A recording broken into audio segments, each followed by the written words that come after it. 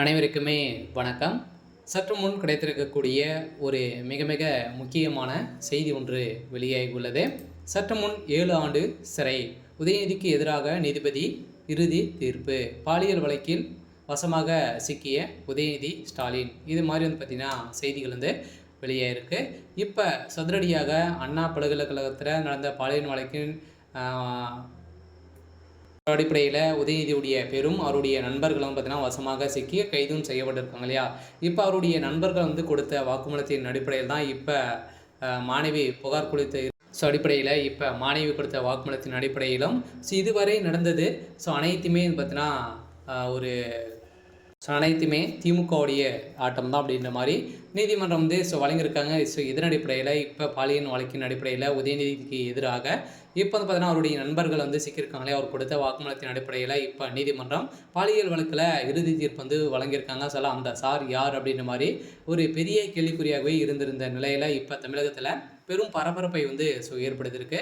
இதை பற்றி இந்த வீடியோவில் நம்ம முழுமையாக பார்க்கலாம். அதுக்கு முன்னாடி நம்ம சேனலுக்கு இப்போ தான் நீங்கள் முதல் முறையாக வந்திருக்கீங்க அப்படின்னா மறக்காமல் நம்மளுடைய சேனலை சப்ஸ்கிரைப் பண்ணி சப்போர்ட் பண்ணுங்கள். வாங்க வீடியோக்குள்ளே போகலாம். பார்த்தீங்கன்னா உதயநிதி ஸ்டாலின் அவர்களும் பார்த்தீங்கன்னா ஏற்கனவே பாலியல் வழக்கில் அவருடைய பேரும் அடிபட்டு இருந்தது இல்லையா. இதை தொடர்ந்து 5 மாதங்கள் கழித்து இன்று தீர்ப்பு வழங்கப்பட்டு இருக்குது. இந்த தீர்ப்பின் அடிப்படையில் சென்னை அண்ணா பல்கலைக்கழக மாணவி தெரிவித்த பாலியல் குற்றச்சாட்டில் கைது செய்யப்பட்ட ஞானசேகர் எதிராக வழக்கில் சென்னை மகளிர் நீதிமன்றம் பார்த்தீங்கன்னா இவருக்கு 30 ஆண்டுகள் பார்த்தீங்கன்னா சிறை தண்டனை வழங்குறதாங்க இல்லையா.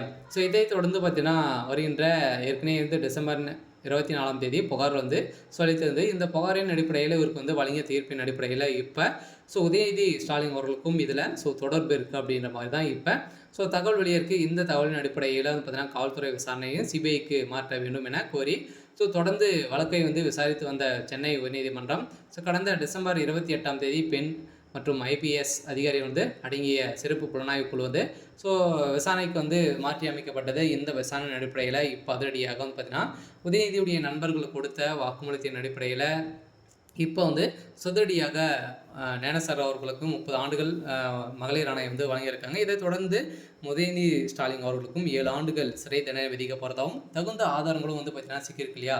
ஏற்கனவே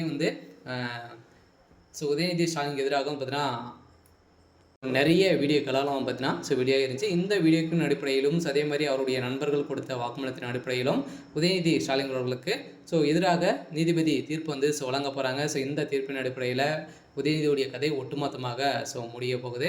சரி, ஓகே. இன்னைக்கான அப்டேட் இதுதான். மறக்காமல் நம்மளுடைய சேனலை சப்ஸ்கிரைப் பண்ணி